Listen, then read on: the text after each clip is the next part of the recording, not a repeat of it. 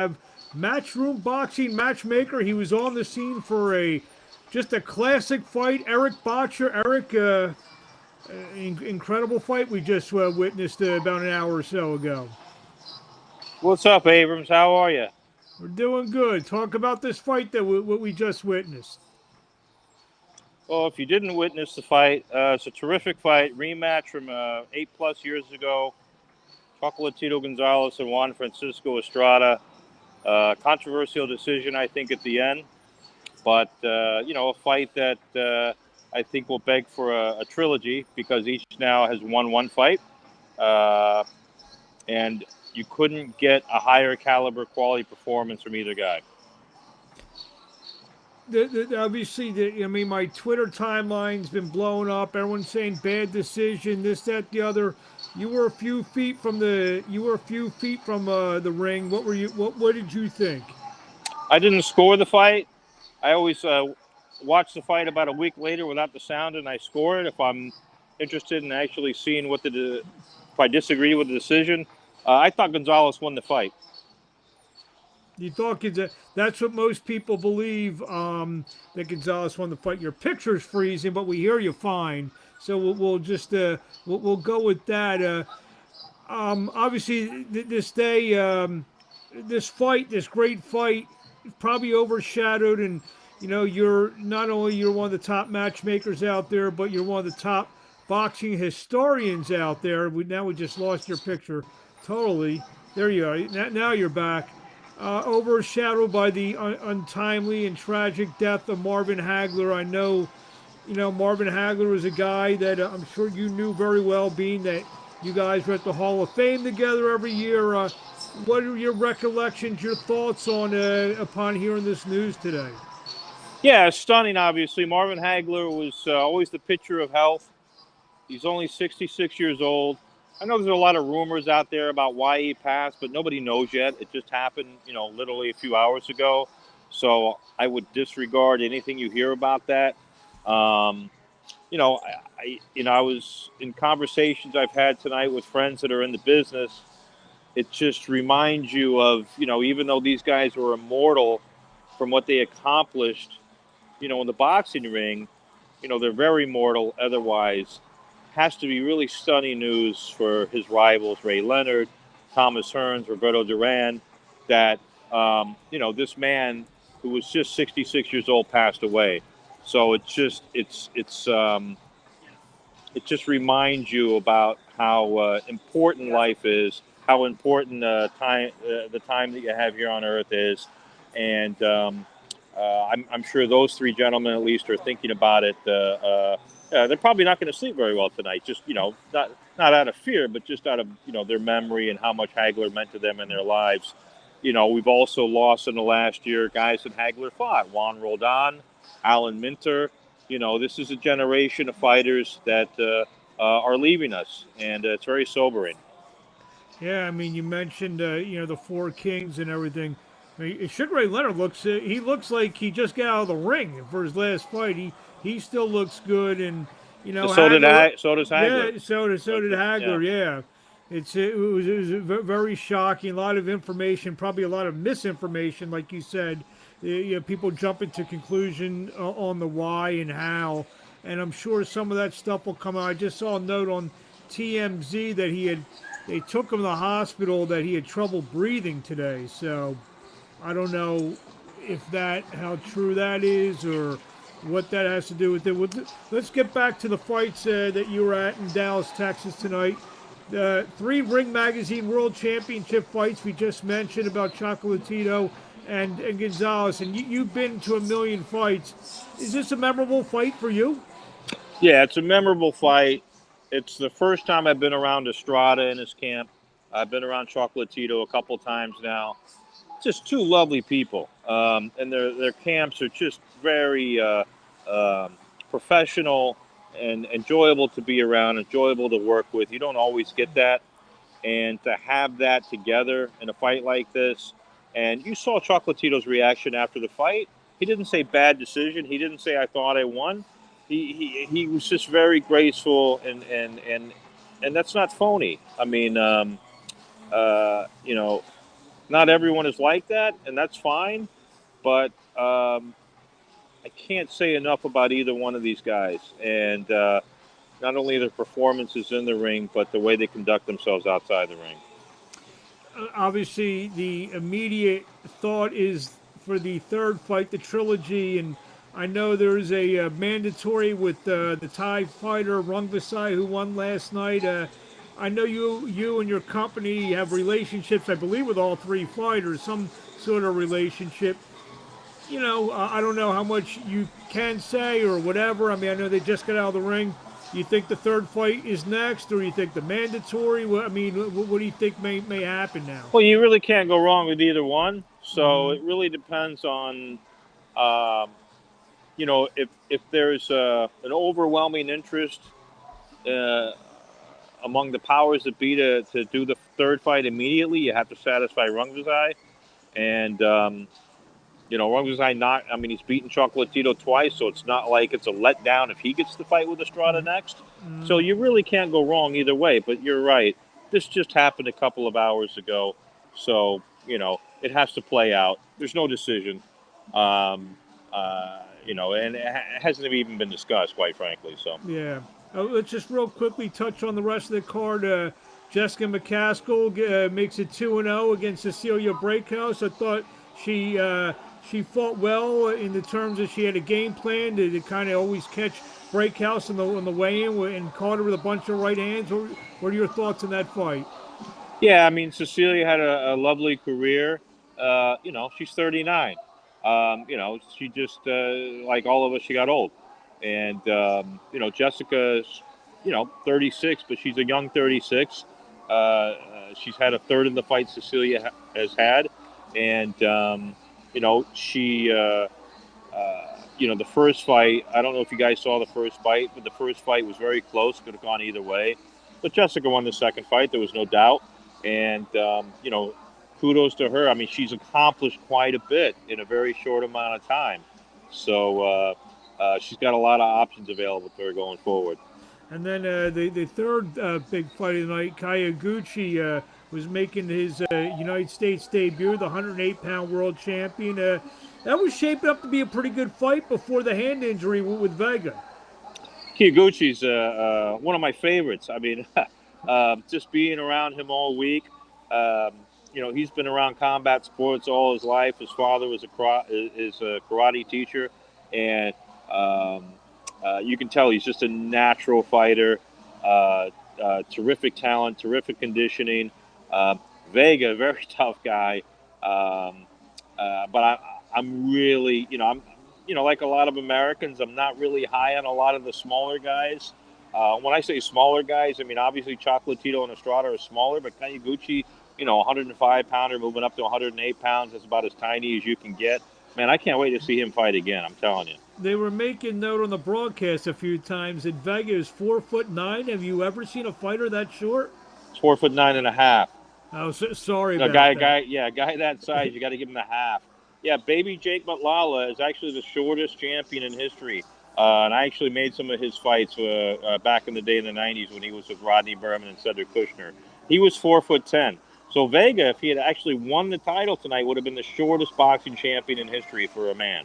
Then you could take him over to the nearest racetrack and maybe put him on a horse tomorrow. Maybe. Yeah, that's what are they, that's something ist. That's something ist. You just said there, Abrams. I don't know what that is. Not good. No, because of his size. He's a diminutive man. Yeah, I mean, and they actually mentioned that on the broadcast that boxing and horse racing are probably the only two sports that guys that his size could probably excel in. You know what I mean? All the other sports. Sports riding too. Yeah, I guess that's true. Yeah. Two interesting fights. We'll let you go after this. Two interesting fights. You as the matchmaker, a lot of people know you're you play a very important role in the development of these fighters, and you had two young prospects on the card tonight in real step-up fights. In real step-up fights, first we'll go Raymond Ford taking on Aaron Perez. The draw. A lot of people didn't agree with it. What'd you think? Well, I didn't score the fight, so when you say a lot of people didn't agree with it, what was the consensus I on your think end? most people thought that Ford won 5-3, maybe 6-2 kind of fight. Right.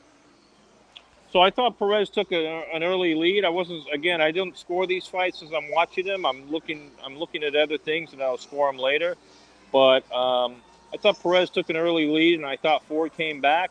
Um, I thought Ford did very well when he was coming forward and he was moving Perez back.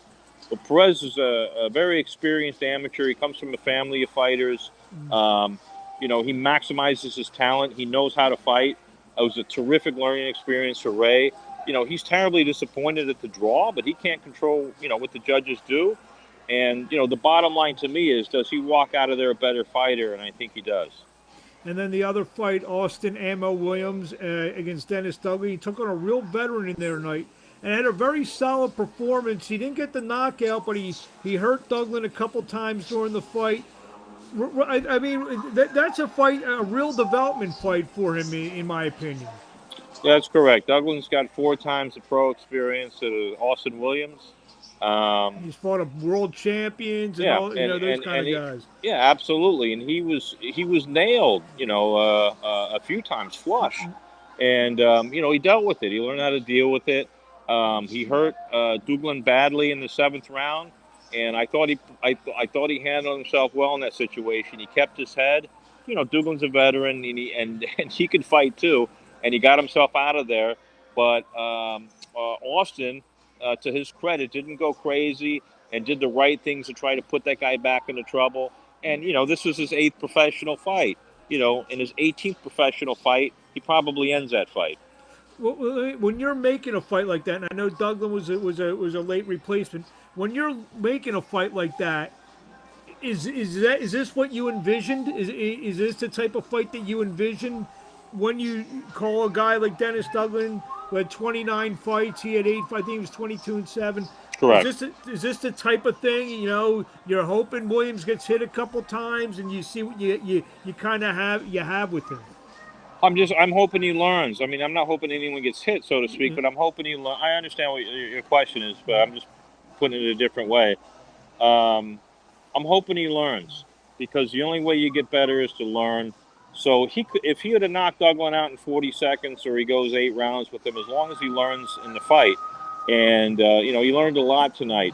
And credit to him, he wanted this fight. He actually asked for this fight, and he was supposed to fight Aaron Coley from California, who was 16-3, much more experienced than that fighter. With that fighter, he asked for that fight. He asked for the harder fights. He wants it. He really wants it. And you don't see a lot of guys asking to step up to fight a guy 4 times their experience when they've only had 7 or 8 professional fights. So you can tell that not only did he ask for this, that he's going to learn from it. It's sort of hand in hand to where he realized going in that this was a hard test. He could have lost the fight. This guy had the experience and talent to beat him. He knew that. So he's going to get a lot out of this fight. Now, how going forward? How do you kind of balance how fast or how slow? Because he's kind of now on a little bit of a fast track right now. He just went from the baby pool a little bit to the medium pool. How do you kind of rein it so you don't move him too fast? Yeah, well, the good thing is that we control all that, right? So we can control that. So there's no rule, so to speak, that well he fought a guy 22-7, now he's got to fight a guy 35-5 or something like that. You look at what he did, you look at the good things that he did, you look at where he can learn from, and then you go from there. So I don't know. I don't know who he's going to fight next. I don't know how much experience these guys going to have is going to fight next. Um, we'll sit down, we'll talk about it, and we'll see what's best. So like I said, there's no rule to it. So it's like I said, as long as he walks out of there better than he walked in, then we're comfortable. Then we know how to match him, and he'll know what. We have to kind of hold back a little bit, which means you kind of have to nudge forward. We have to kind of hold Austin back. Gotcha. How's the atmosphere? It sounds like a little. How's the atmosphere in the hotel after the fight?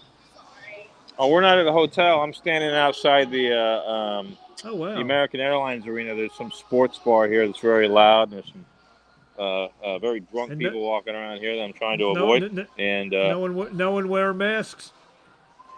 uh, no, actually, everyone inside the building was wearing masks, and Well, there I'm was saying people walk. There was outside in Texas. There's uh, no rules anymore. no, there's still there's no. I mean, well, when you say there's no rules, I mean in the arena, everyone had to wear a mask at all Mm. times unless they were eating or drinking. But I'm just saying, walking around the street, there's in that bar, It's people wear it's masks. 1 in the morning, man. There's nobody out here but like three drunk people. It's actually actually it's after two. The clocks are about to go forward, I think. Or So we're an hour behind you, bud. there you go. Well, Eric, well, thank you for a few minutes of your time. Oh, my pleasure. This is what we're trying to do. We're going to have some people on every week who are actually at the fights. And Eric's my longtime 20-year friend. I had more hair before I met him, and since becoming friends with him, I lose my hair. It was a bad joke. I got it. Eric, thank you for a few minutes here. The hell are Eric, you for talking about, Avery? I don't know. Like you said, it's look at my time. It's 3:17 a.m. Oh So my God, is it that I late? yeah, I think I went. I think we went forward. All We right, skipped an hour. all Eric, right, very good. have a safe flight. We'll be talking along the way. Thank Thank you. you, bud. Bye. Thank you. All right. Matchmaker Eric Bottjer, who was at the fight tonight in Dallas, Texas, between Roman Gonzalez and Juan Francisco Estrada. We'll quickly run down the Showtime results. The show kicked off with Terrell Gaucher scoring a second round stoppage over Jamonte Clark. The middle bout saw Isaac Cruz eke out a unanimous decision over Matias Romero. And in the main event, and we'll talk more about this stuff during the week, we're going to have a few new shows that we're going to debut during the week. And, this is just kind of like a dry test run for our late night show, our post fight show. We actually have a name for it that we're going to unveil. We unveiled it a little bit tonight on Twitter, but we're going to unveil it. We're going to be doing after every fight. So we're already working on fights for next week in Dallas after the Virgil Ortiz fight against Maurice Hooker. That should be a terrific fight. We're going to preview that during the week. So getting back to the main event, David Benavidez. Just waiting for that big fight. Stopped Ronald Ellis in 11 rounds at the Mohegan Sun Arena in Uncasville, Connecticut, live on Showtime. So we'll get more into those fights. We're gonna get interactive.